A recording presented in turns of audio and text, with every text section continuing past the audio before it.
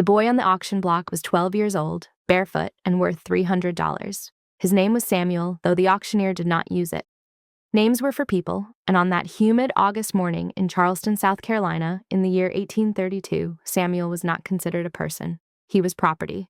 The auctioneer called him Item 7, healthy Negro boy, field hand potential, no visible defects. Samuel stood on the wooden platform with his hands at his sides, staring at the crowd of white faces below him. Some were bored. Some were calculating. One man near the back was eating an apple. The bidding started at $200. A plantation owner from Georgia raised his hand lazily. $220. Another man older with a gray beard and a walking stick nodded. $250. The first man shook his head and walked away. The old man with the stick smiled. $270. Silence. The auctioneer scanned the crowd, waiting. Going once. Then a voice from the side. $300. Everyone turned. The man who had spoken was tall, maybe 40 years old, with slicked back hair and a suit that looked expensive but not new.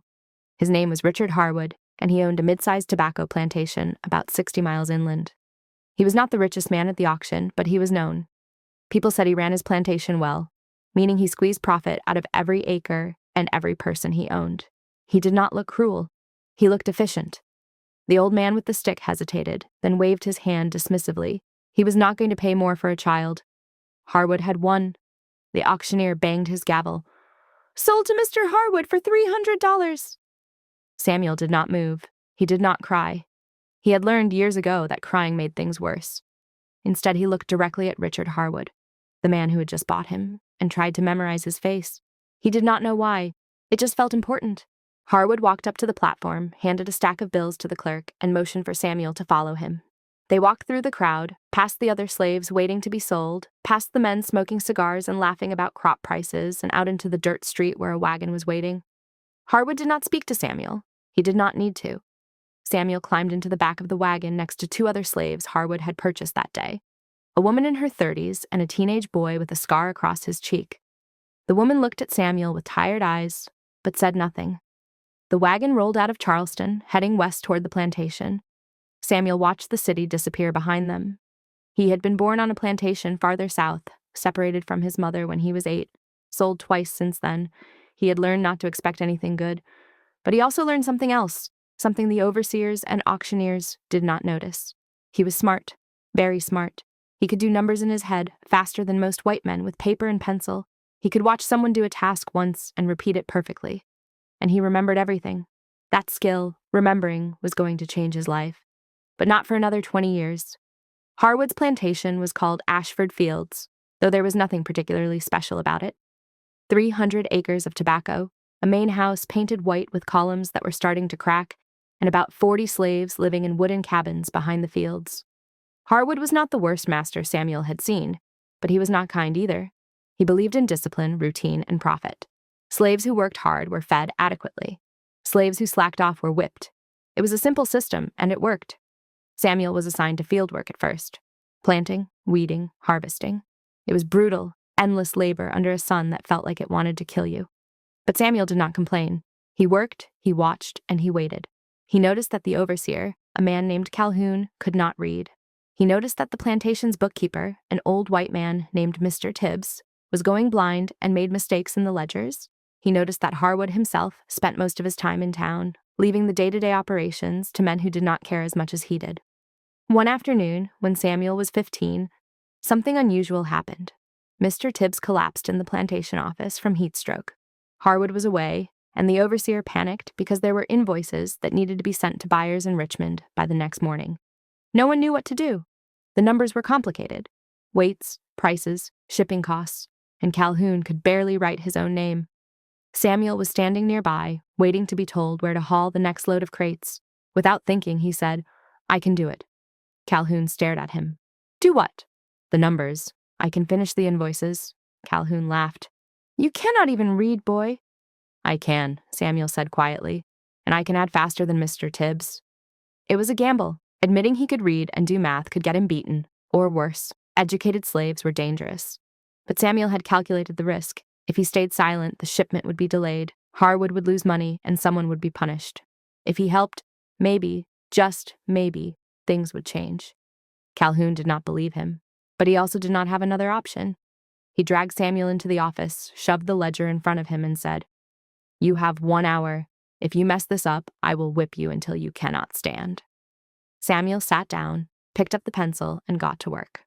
The numbers were not hard.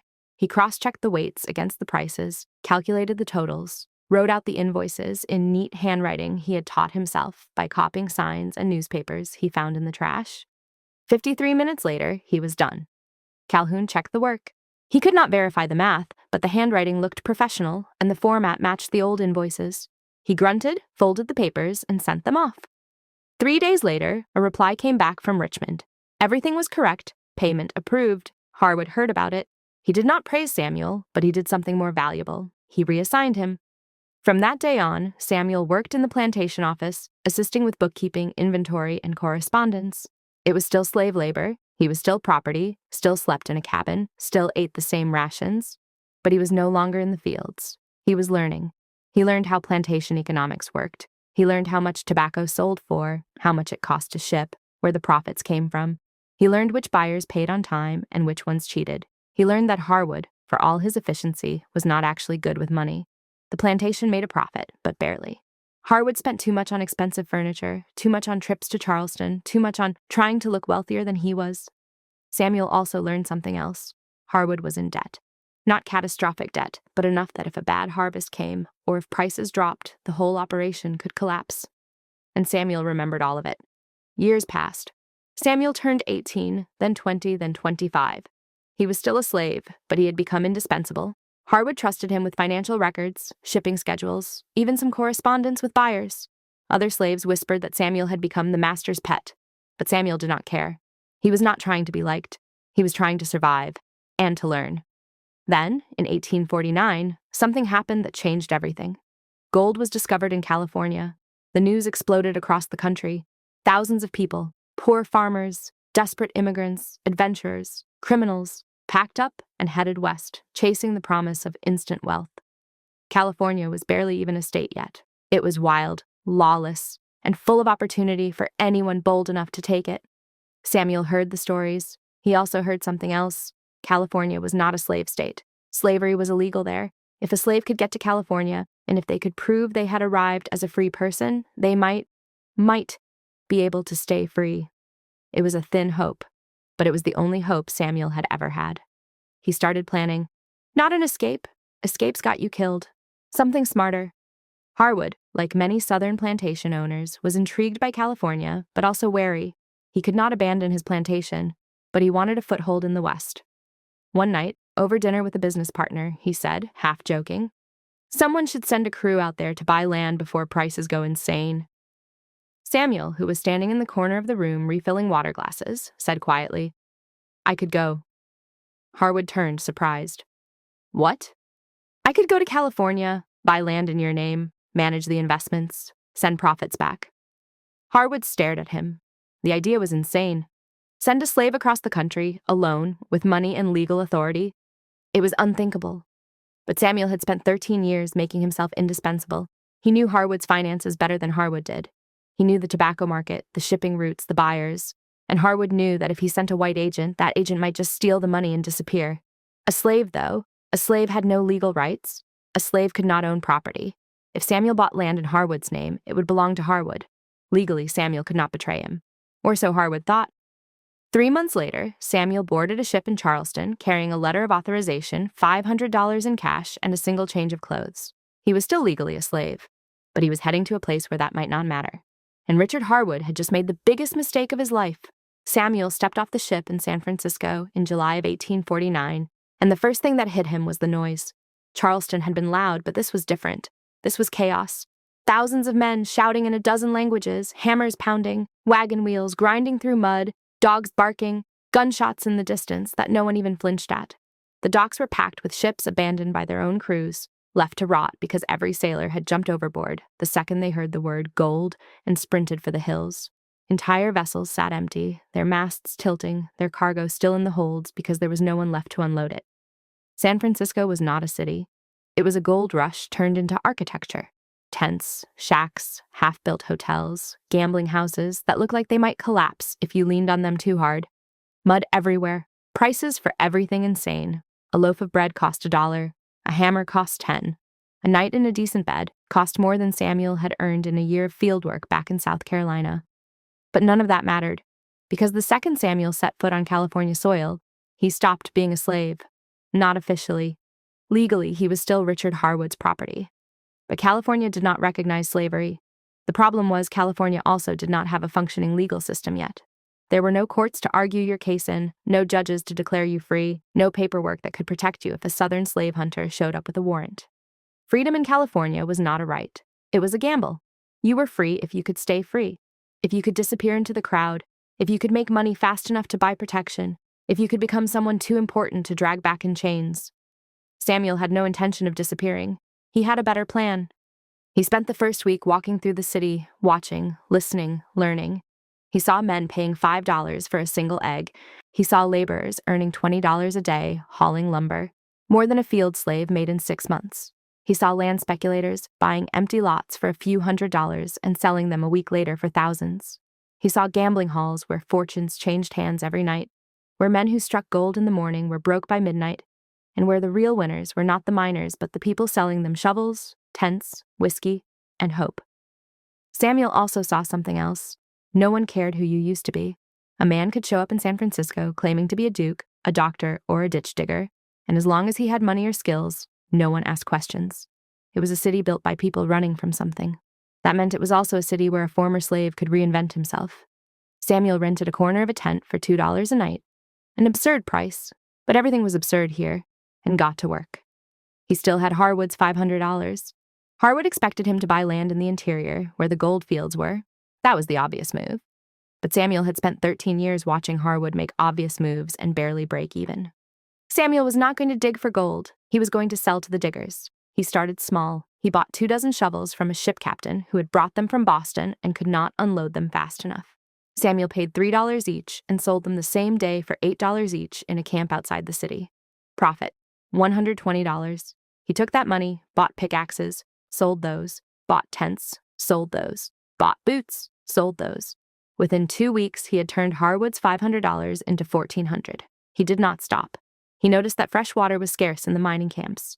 Men were paying outrageous prices for clean drinking water because the rivers were polluted with mining runoff. Samuel bought 2 barrels, hired a man with a mule, and started a water delivery service to 3 nearby camps. It was brutally hard work, hauling water uphill in the California heat, but it was also brutally profitable. 10 cents a bucket, 100 buckets a day, $10 a day profit, minus the cost of the mule and the hired man. Within a month, he had 3 mules and 6 men working for him. Then he did something smarter. He stopped hauling water himself and started buying land. Not gold mining land. Everyone was fighting over that. Samuel bought land in San Francisco itself, cheap lots on the edges of the city that no one wanted because they were too far from the docks. He paid $200 for a quarter-acre lot that was mostly mud. People thought he was insane, but Samuel had done the math.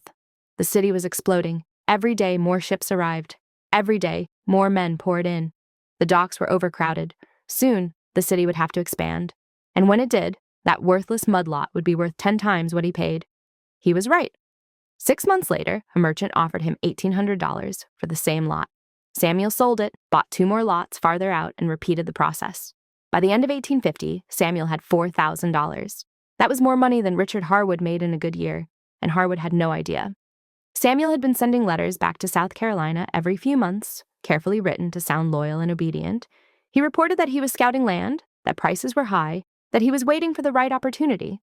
He sent small amounts of money, $50 here, $100 there, just enough to keep Harwood satisfied. Just enough to make Harwood think Samuel was still his obedient slave, working hard in the master's interest. But Samuel was not working for Harwood anymore. He was working for himself. The problem was, he was still legally Harwood's property. If Harwood ever decided to come to California, or if he sent someone to drag Samuel back, Samuel would have no legal defense. California might not enforce slavery, but it also did not protect former slaves from bounty hunters. Samuel needed something stronger than money. He needed legitimacy. That meant he needed to become a citizen. Citizenship for Black men in 1850 was nearly impossible. Most states did not allow it. California was technically more open, but the laws were murky and unenforced.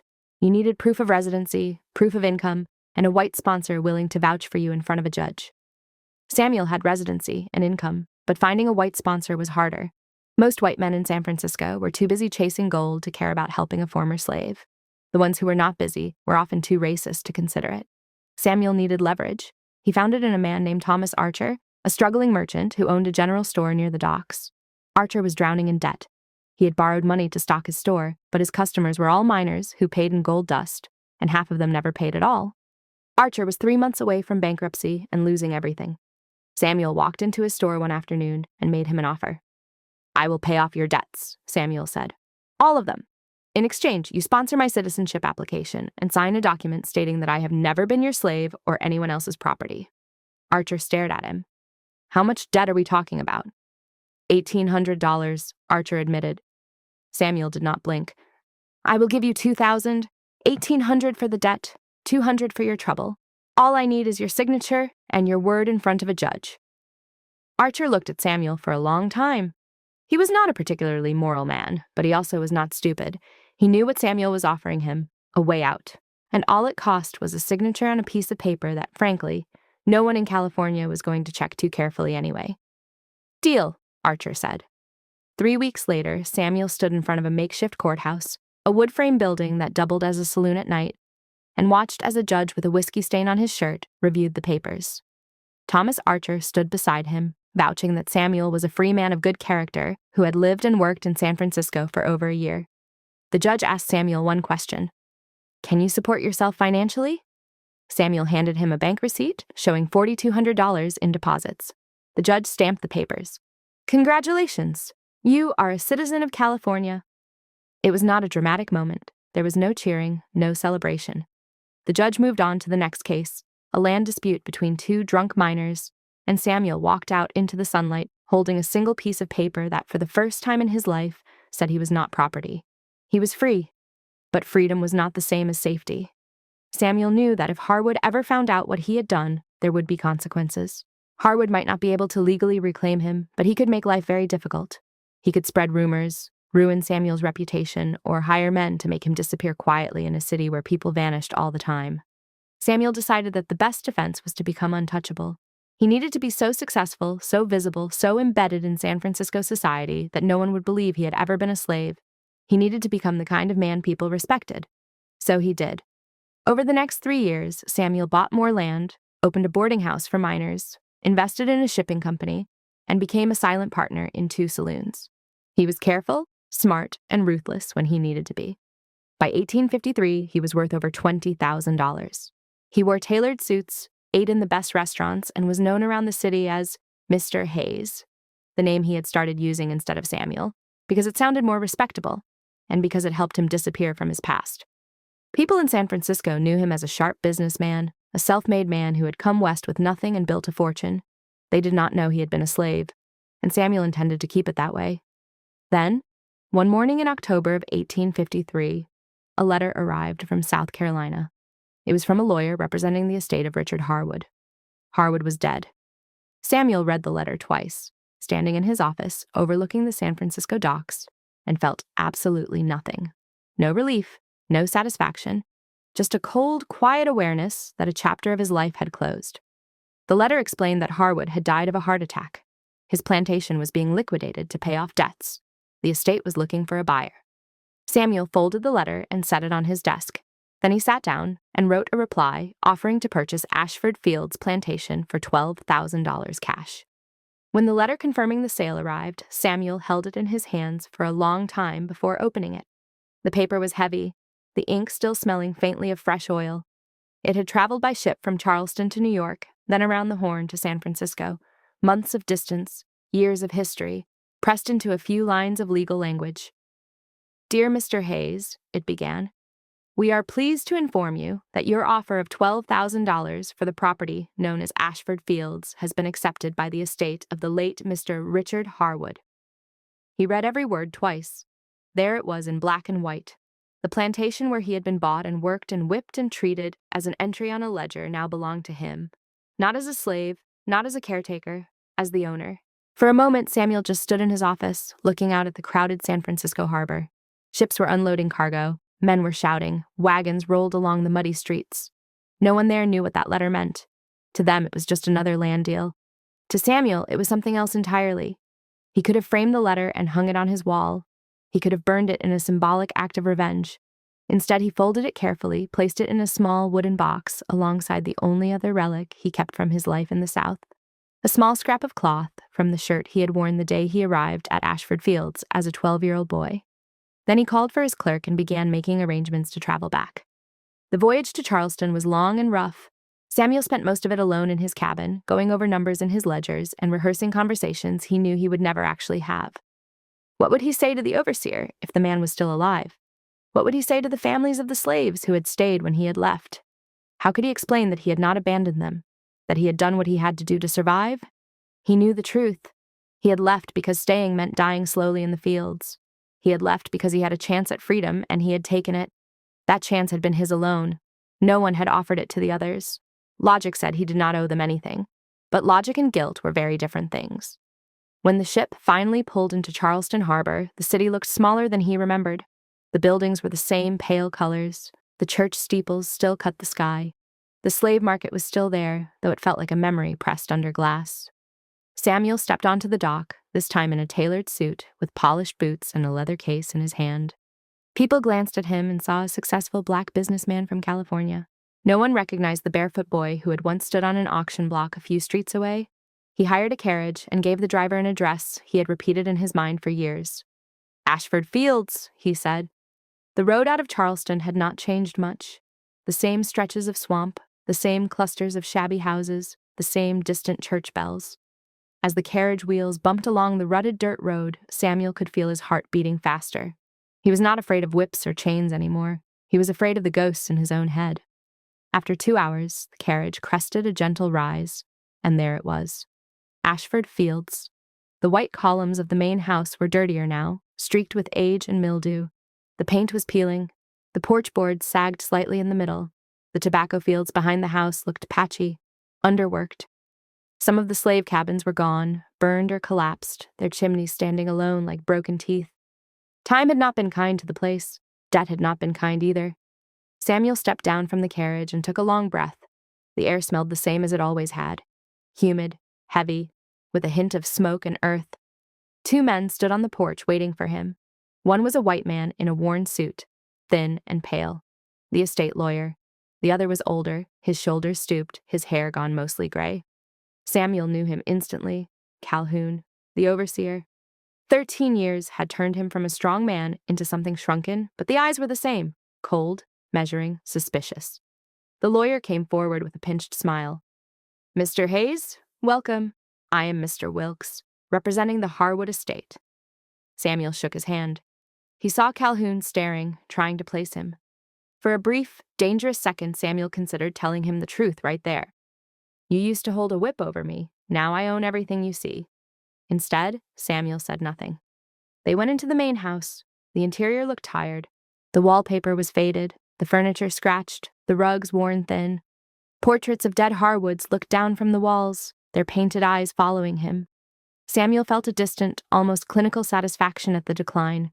Not joy, just confirmation that the man who had once owned him had not been invincible after all. They sat at a table in what had once been the dining room. Papers were laid out, ink pots ready. Mr. Wilkes walked Samuel through the final documents of the sale: boundaries, titles, existing debts, outstanding liens. Samuel listened carefully, asked precise questions, and signed where necessary. Numbers he had once read in ledgers as a slave were now his to command. When it was done, the lawyer stood. "Congratulations, Mr. Hayes," he said. "You are now the legal owner of Ashford Fields and all its contents." All its contents. Samuel knew what that meant. Land, buildings, tools, crops, and people. Slavery was still legal here. On paper, the men, women, and children living in the remaining cabins out back were now his property, just as he had once been someone else's. The thought made his stomach twist. Mr. Wilkes glanced at his pocket watch. "If you have no further questions, I will return to town. The overseer can acquaint you with the day-to-day operations." Samuel nodded. "Thank you, Mr. Wilkes." The lawyer left. The door closed. Samuel and Calhoun were alone. For a moment there was silence. Then Calhoun spoke. "So," he said slowly, "you are the new master." The word sounded wrong in his mouth, like a stone he could not swallow. Samuel looked at him. I am the new owner, he said. He kept his voice even. The term master is not one I plan to use. Calhoun snorted. Call it what you like. Place runs the same, land is the same, work is the same. Only thing that changes is whose name is on the paper and who gets the money. Samuel studied him. The man was thinner, but not weaker. He still held himself like someone used to giving orders. How many people are here now? Samuel asked. 23, Calhoun replied. Used to be 40, back when the old man was still trying to expand. Sold some off to pay debts, others died. Had a fever 3 summers ago. Took a lot of the little ones. The words were delivered flat, with no visible regret. Samuel felt a burn in his chest. He pushed it down. Take me to them, he said. They walked out the back of the house toward the cabins. As they approached, faces appeared in doorways and between gaps in the wood. Men, women, children, all with the same cautious eyes Samuel remembered from his own years there. They saw a black man in a fine suit walking beside the overseer and did not know what to make of it. Calhoun stopped in the clearing between the cabins and raised his voice.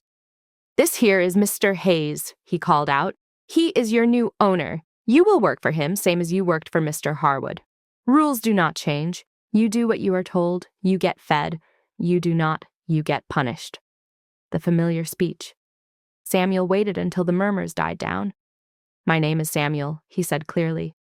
Some of you may remember me. I grew up here. There was a ripple through the crowd. An older woman near the front squinted at him. Her eyes widened. Sammy? She whispered. He knew her too. Aunt Lila. She had bandaged his hands when the cane cut them. She had smuggled him extra cornbread when he had been too tired to chew. Yes, he said. It is me. A low wave of disbelief and confusion rolled through the group. Calhoun's jaw tightened. You will address him as Sir, the overseer barked. Samuel turned to him.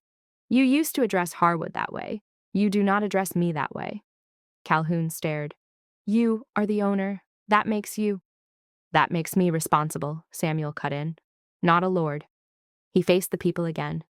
I am going to be direct, he said. On paper, the law here still says you belong to me, just like I once supposedly belonged to another man. I am not going to pretend that word does not make me sick. I cannot change the law of this state, but I can decide how this land is run, and I am not going to run it the way Harwood did. They watched him, wary, waiting for the trick. Promises did not mean anything in a place built on broken ones. I am not here to sell you, he said. I am not here to work you to death for my profit. I bought this place for a reason. 2 reasons, actually. He held up one finger. First, because I wanted to make sure certain people could never own it again. He did not look at Calhoun when he said it, but everyone knew. He held up a second finger. Second, because land means power, and I plan to use that power to get every one of you out of bondage without arranging a massacre. That word hung in the air. Calhoun stepped forward. You cannot just free them all, he snapped. You do that, the neighbors will come. They will say you are stirring up rebellion. You will have the patrols on you. They will take this place from you and put someone else in charge, someone who will not be so soft. Samuel knew he was right. That was the trap. If he walked out right then and said, everyone here is free, go wherever you like, it would create chaos. The surrounding planters would be terrified that their own slaves would hear about it and start demanding the same. They would call in the law, and the law would come with guns and chains. He had seen what mobs could do. California had taught him that. I am not going to make speeches to the neighbors, Samuel said. I am going to make deals. That afternoon, he met with Calhoun in the office that had once been his world. The same desk, the same shelves, the same ledgers, only with more red ink now. I am willing to keep you on, Samuel said plainly. As a paid manager, not as an overseer with a whip. You will receive a salary. You will not own anyone's body. Calhoun laughed, a harsh, barking sound. You think I'm going to work for you? He said. A man who used to be a slave on this very land? Samuel did not flinch. You already work for me, he said. The difference is whether you get paid for it, or escorted off the property with nothing. Calhoun's eyes flashed. You do not have the men to run this place without me. You do not know the people here. You do not know the buyers. You show up from California with your fancy suit and think you can just change everything. Samuel leaned forward. I know the buyers better than you do, he said evenly. I was the one who kept Harwood's ledgers while you were too busy swinging that whip. I know which merchants in Charleston are on the edge of bankruptcy. I know which ones are desperate enough to agree to new terms. I know that Ashford Fields is almost worthless to anyone who is not willing to invest money fixing what Harwood broke. He tapped the ledger. And I know that you, Calhoun, do not have another job waiting for you.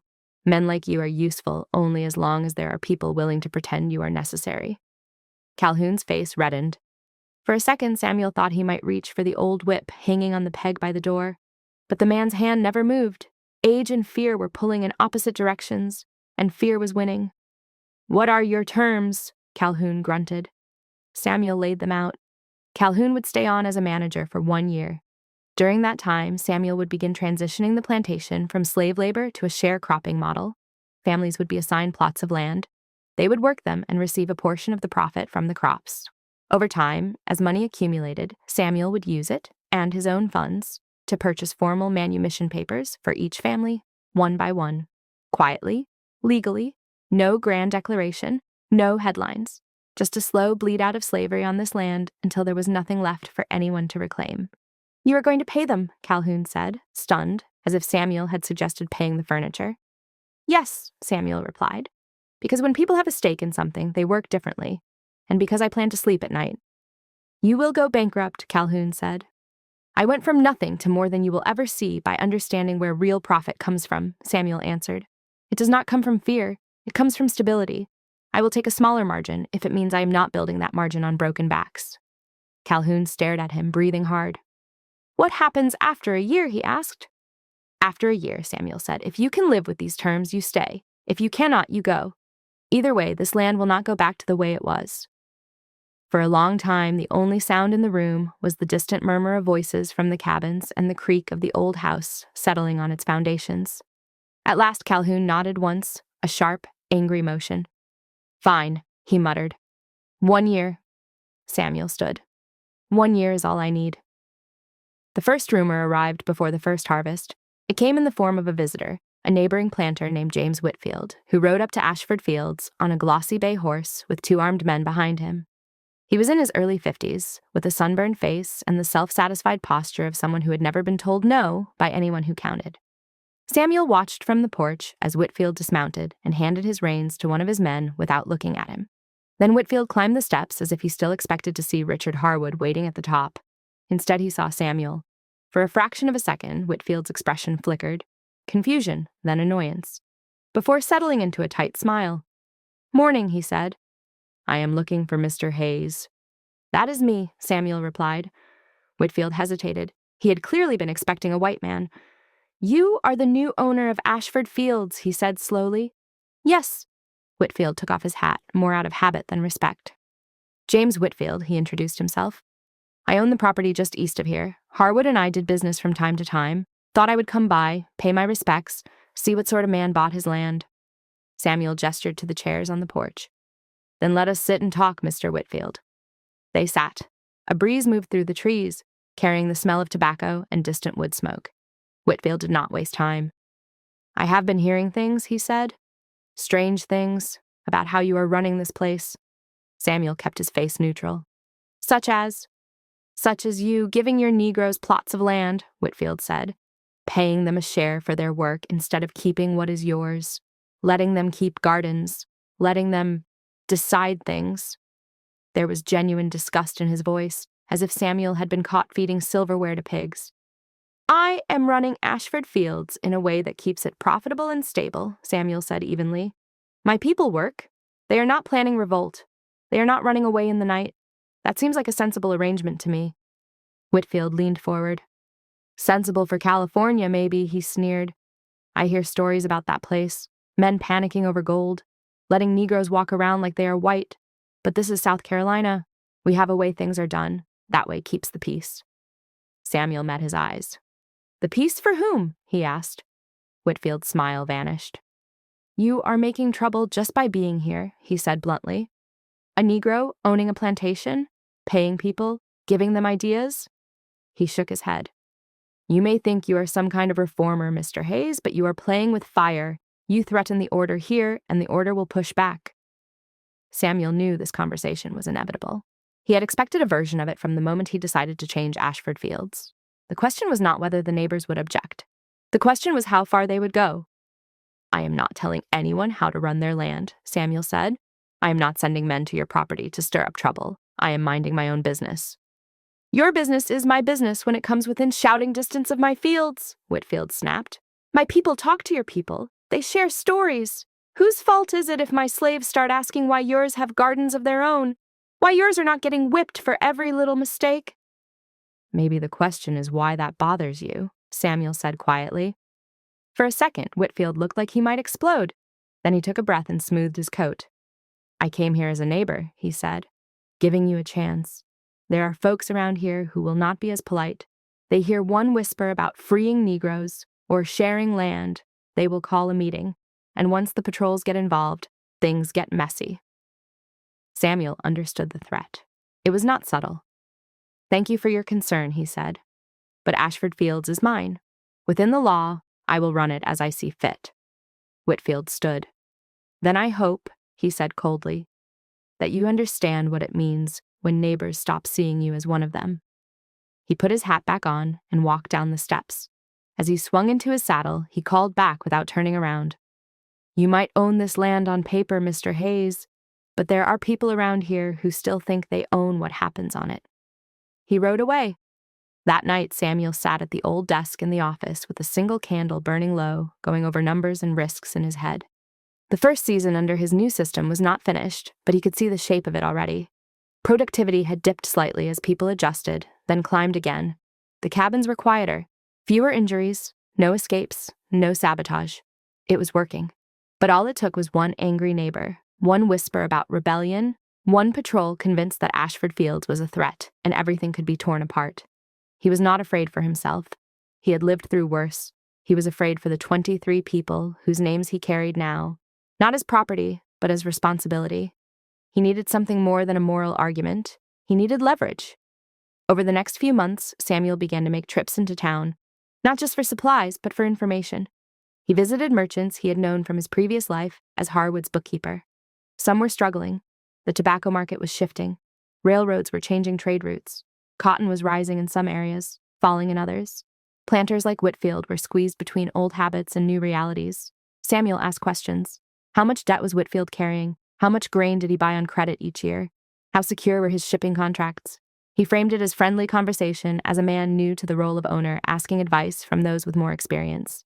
People liked to talk, especially about other people's money. Within half a year, Samuel knew something important. Whitfield's plantation was not as stable as his swagger suggested. He had taken out loans to buy more land, 2 bad harvests, or a drop in prices, and he would be in serious trouble. Samuel also paid attention to people who were not planters. He spoke to the sheriff, to the town's only doctor, to the preacher. He donated money quietly to repair a leak in the church roof. He helped pay for a new wagon for the doctor after his old one broke an axle. He paid the sheriff's cousin in Charleston to update him on any talk of bounty hunters or patrol meetings. He was building something Harwood and Whitfield never had: goodwill outside the narrow circle of plantation owners. Meanwhile, life at Ashford Fields was changing in ways that were obvious to anyone who bothered to look. Each family had a small plot of land, marked on paper with Samuel's precise handwriting. They were still required to work the main fields a certain number of hours a week, but the rest of their time was their own. They grew vegetables, raised chickens, traded among themselves. At the end of the season, Samuel sat down with each family and went over the numbers. How much tobacco had their section of the field produced? What were the costs? What was their share? The sums were not huge. No one was getting rich. But for the first time, the people who had always been called hands saw their names attached to something other than punishment. "What are we supposed to do with this money?" Aunt Lila asked him one evening, turning a small pouch over in her rough fingers. "Anything you want," Samuel said. "Save it, spend it, hide it under your mattress. But I will tell you one thing I am going to do with mine." She looked up. "I am going to use it to buy your freedom," he said, "on paper, so that if anyone ever tries to claim you, I have a document that says they are wrong." She stared at him, eyes shining in the dim light. "Why?" she asked simply. "Because I left, and you did not," he thought. "Because I got out, and you could not. Because every day I live as a free man in California with money in my pocket, I hear the sound of that auctioneer's voice in my head and see you standing in the field behind the cabins." Out loud, he said, "Because I can." The first manumission papers Samuel filed were for an old couple with no children. It was a test case. He paid the necessary fees, signed where required, and sent the documents through channels he already knew well. There were questions, raised eyebrows, muttered comments, but no one blocked it. One free black couple in a county full of slaves did not look like a threat. It looked like charity. The next set of papers was for Aunt Lila. By the time Whitfield visited again, two people who had once been Ashford Field slaves walked into town as free. Whitfield did not trouble himself to greet them. He came straight to the house, angrier than before. "I hear you have been signing papers," he said without preamble when Samuel met him on the porch. "I sign many papers," Samuel replied. "Manumissions," Whitfield snapped. "You are freeing them, one by one, like you are peeling the skin off this country." Samuel kept his hands clasped behind his back to keep them from shaking. "The law allows an owner to free his slaves if he wishes," he said. "I have followed every regulation, paid every fee." Whitfield stepped closer. "You think the law is going to protect you?" he demanded. "You think a judge in this county is going to stand up for you when 20 planters ride into town and tell him you are destabilizing everything?" "The judges will stand up for whatever keeps their ledgers balanced," Samuel said. "And right now, my money is as good as yours." Whitfield's lip curled. "You have made enemies, Hayes," he said. "You just do not know how many. There are men meeting about you. Men with influence. They talk about riots, uprisings, blood in the streets. All it takes is one act of violence out here, one rumor that you are arming your people, and they will come out here with chains and shotguns and call it self-defense." Samuel knew that scenario well. It was how so many slave insurrections had begun and ended, with fear, rumors, and overwhelming force. "What is it you want from me exactly?" Samuel asked. "To go back to the old way? To sell people I grew up beside to pay off your debts? To beat them so yours do not get ideas?" "I want you to stop changing the rules," Whitfield said. "You want to feel noble. Fine. Be kind. Feed them well. Treat them better than Harwood did. But this talk of contracts and shares and freedom papers, it puts thoughts in heads that were never meant to hold them." Samuel's patience snapped. "Men like you have been saying that for 100 years, he said, and every time you act surprised when the people you treat like animals refuse to stay on all fours." Whitfield's face darkened. "This is not California," he hissed. "Out here, when Negroes forget their place, we remind them." He turned and stalked down the steps. That evening, Samuel doubled the patrol around the property, not to keep people in, but to keep intruders out. He instructed Calhoun, who watched all of this with a mixture of resentment and wary respect, that no one from neighboring plantations was to step onto Ashford Fields without Samuel knowing. "You are making them nervous," Calhoun said. "Nervous men with guns are bad company." "I know," Samuel replied. "That is why we are going to make them something else." "Like what?" "Dependent." He pointed at the ledger on the table.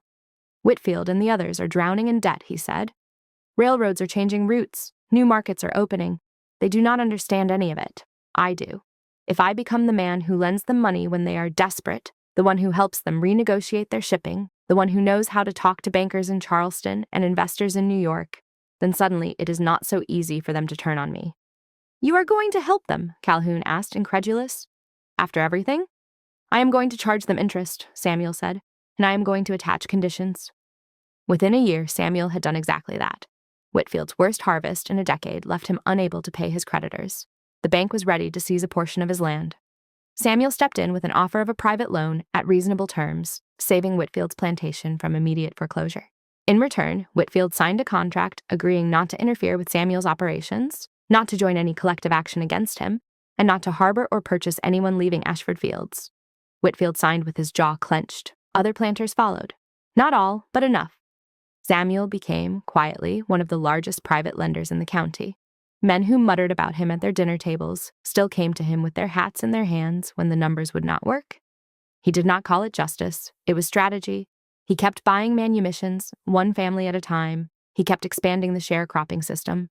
Children who once spent their days in the fields now spent part of them learning letters from an old Bible Aunt Lila used as a schoolbook. Nights were quieter. The whip on the office wall gathered dust. There were still moments of tension. Patrols rode past more often. Twice, anonymous notes were left at the edge of the property with threats scribbled in shaky handwriting. Once someone poisoned the well near one of the cabins. No one died, but Samuel got the message. He responded not with speeches, but with more contracts, more alliances, more paperwork, tying the fate of Ashford Fields to the wallets of men who would suffer if harm came to it. By the end of the agreed 1 year, Calhoun came to him in the office. "I thought this place would fall apart under you," the overseer admitted grudgingly. "It did not." "Disappointed?" Samuel asked. "Confused," Calhoun said. "I do not understand what you are building. It is not a plantation. It is not a free town either. It is something in between." Samuel closed the ledger. "Maybe something in between is the only bridge we get in our lifetime," he said. Calhoun looked at him for a long moment. "You want me to stay?" he asked. "Yes," Samuel replied. "But as a man who understands, he is working for something bigger than a crop." Calhoun gave a short, bitter laugh. "I do not know if I understand that," he said. "But I know this much. Whatever this is, the old men up the road are right about one thing." "What is that?" "They are not going to forget it." Samuel nodded. "Good," he said. "I am not doing this to be forgotten." Legacy is not about how much land you owned. It is about what is left standing when you are gone that did not exist before you. 10 years after Samuel signed the papers for Ashford Fields, the plantation did not look like a plantation anymore. The white columns were still there, but the dirt road leading up to the house was lined not with slave patrol riders, but with wagons loaded with tobacco, vegetables, and cotton grown on plots that now had names attached to them. Hayes Plot, Lila's Field, Jonah's Acre. The old slave cabins had been repaired, expanded, some rebuilt entirely. A few had wooden porches with rocking chairs. One even had glass windows. On paper, Samuel was still the landowner. But if you walked through the fields on a harvest day, it did not feel like the old days. No overseer on horseback, no whips.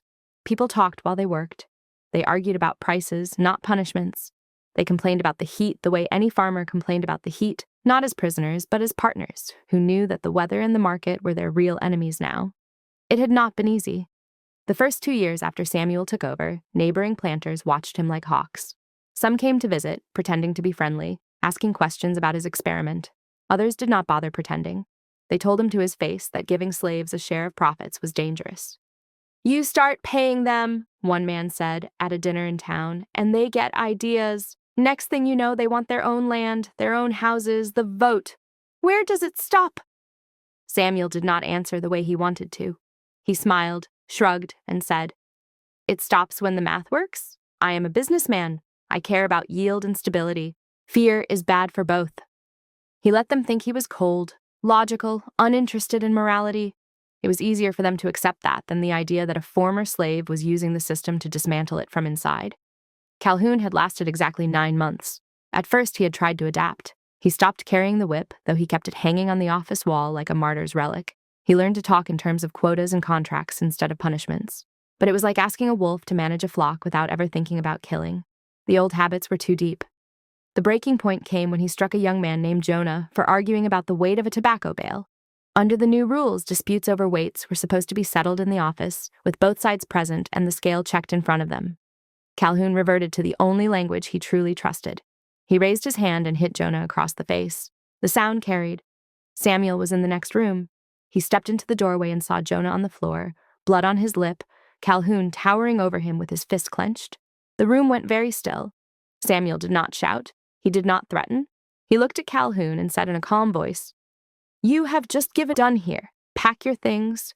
You will be off this land by sunset." Calhoun blustered, cursed, threatened to go to the sheriff, to the Planters Association, to anyone who would listen. But the truth was, he had nothing. No contract, no leverage, no allies who cared enough to back him in a fight he was clearly losing. The other planters might hate what Samuel was doing, but they were not going to waste money and time defending a man whose only real talent was making problems louder. By sundown, Calhoun was gone. People on the plantation watched his wagon disappear down the road in stunned silence. For some of them, it was the first time they had seen a white man who had power over them be removed by a black man who did not raise a hand to do it. That night, there was music in the cabins for the first time in months. Without Calhoun, the transition sped up. Samuel moved faster, buying manumission papers in batches and filing them quietly with the county clerk. Officially, the law still considered the people on Ashford Fields his property. Unofficially, they now had documents that said they were free. The papers were simple: names, dates, signatures. But every line on those documents was a cut in the old system. By 1860, 10 families on the land were legally free with their own plots under long-term lease agreements. They paid a percentage of their crop to Samuel and kept the rest. Some started side businesses, selling vegetables at town markets, making furniture, tailoring clothes. The idea that a black family could earn money beyond subsistence was radical in that place and time. But once one family did it, the others saw it was possible. Some of the neighbors were quietly furious. At a meeting of local planters, one of them slammed his hand on the table and said, "You are making the rest of us look bad. Our people hear what you are doing. They ask why they cannot have the same." Samuel stirred his coffee. "Then pay them more," he said. The room erupted. "You are undermining the order that keeps this land civilized," another man snapped. "You think you are better than us because you play northern games with contracts and ledgers." Samuel set his cup down and met his eyes. "I do not think I am better," he said. "I think I am finished pretending that a system built on a whip is strength. It is fear. Fear is expensive. I prefer profit." They muttered, glared, made vague threats. But there was another truth working in Samuel's favor. His approach was working. Ashford Fields was not collapsing. It was doing better than before. The land was being taken care of. There were fewer runaway attempts, fewer sabotage tools, fewer accidents at harvest time. Buyers in Charleston liked dealing with him because his crops arrived on schedule and his accounts were exact. Money talked. It did not care who made it. Then the war came. When the first shots were fired at Fort Sumter in 1861, South Carolina exploded with patriotic fury. Young white men rushed to enlist. Planters held meetings about what would happen if the North invaded their way of life. People talked about honor, states' rights, and defense. They did not mention the human beings whose bodies were the real foundation of that way of life. On Ashford Fields, the mood was different. Fear, yes, but also cautious hope. News traveled slowly, in newspapers smuggled into cabins, in whispered conversations between house servants and field hands. The North, they heard, was not united on slavery. But there were men in Washington who believed no person should own another. The war might make everything worse. It might also smash the old order so completely that something new could grow. Samuel watched events unfold with the same cold attention he had once used to watch market prices. He could have packed up and gone back to California, left the South to tear itself apart. He had the money. He had the connections. He had business interests in San Francisco that needed attention. Legally, he owed nothing to anyone on that land. He had already given more than most people in his position ever would. He stayed. He stayed because leaving would mean trusting that someone else would do what he was doing. And he knew, with grim certainty, that no one else in that county was going to quietly turn a plantation into a launch pad for free families. The war years were hard. Blockades choked off trade. Prices went wild. Confederate authorities began impressing supplies from plantations, taking food, animals, even men for labor on fortifications. Samuel walked a careful line, giving just enough to avoid open conflict while hiding as much as he could. He used the chaos as cover. While the county clerk's office was half-staffed and drowning in paperwork, Samuel registered more manumission documents. He converted some of his lease agreements into full transfers of ownership, using legal loopholes and the occasional bribe. On paper, some of the plots on Ashford Fields now belonged to black families. If the Confederacy survived, that paper might mean nothing. If it fell, those documents could be the difference between freedom and being pushed off the land by angry white neighbors trying to reclaim everything. When the Emancipation Proclamation was announced in 1863, it did not immediately free the people on Ashford Fields. Technically, it applied only to areas under Union control. South Carolina was not one of them yet, but word of it spread like fire anyway. One evening, a group of men and women gathered outside Samuel's house. Jonah, the young man Calhoun had struck years before, spoke for them. "We heard," Jonah said, his voice cautious but steady. "They say the president up north has set us free." Samuel did not lie. "He has declared that you should be free," Samuel said. "But the men with guns here do not agree yet. Until this war is over, nothing is certain." "So what does that mean for us?" Jonah asked. "Here, on this land." Samuel looked at the faces in front of him. People who had been born into chains, people who had learned to sign their names on contracts instead of X marks because he had taught them, people who had trusted his strange promises when there had been no proof they would ever come true. "It means," he said, "that we keep doing what we have been doing, quietly building something they cannot take back when their flags come down. When this is over, there will be chaos. Men will try to force you back into something that looks like the old days. You will have papers. You will have contracts. You will have land. That will not stop every danger. but it will give you weapons other than your bare hands. And you? Aunt Lila asked. What will you have? Samuel smiled, but there was no real humor in it.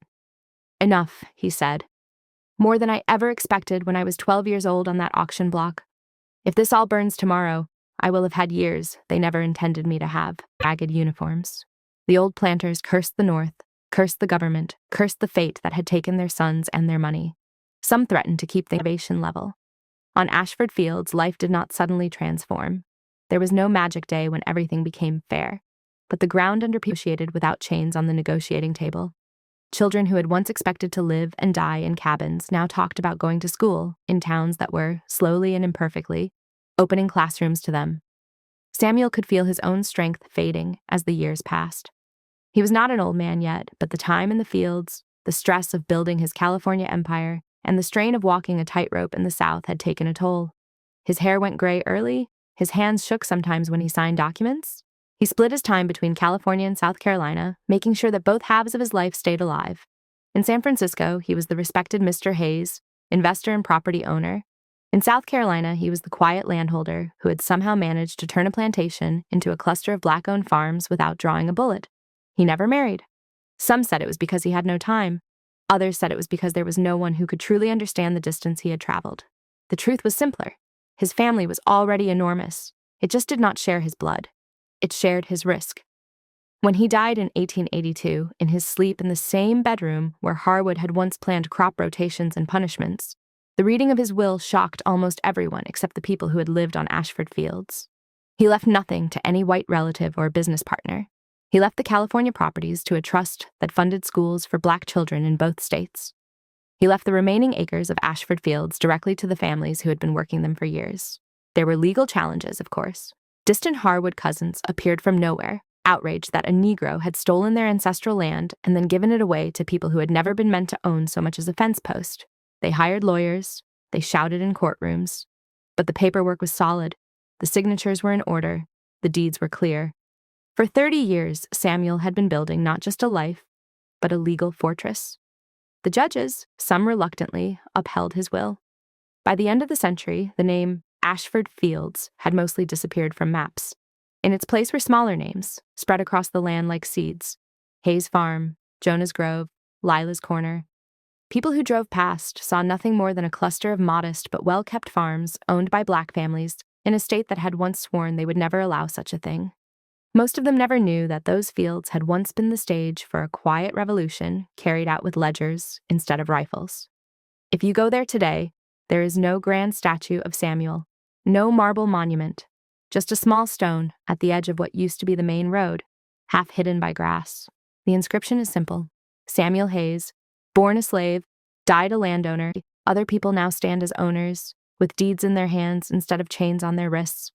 That is the legacy of the man who could have bought his former master